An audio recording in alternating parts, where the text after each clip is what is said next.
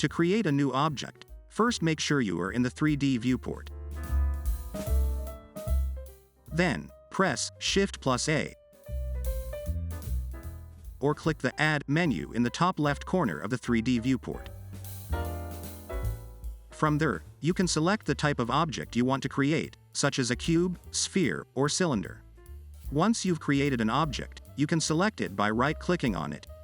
To move it around, press G and drag it with the mouse. To rotate it, press R and drag the mouse.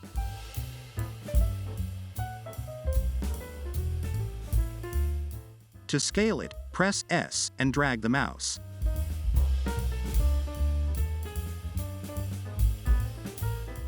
To delete an object, simply select it and press the Delete key on your keyboard.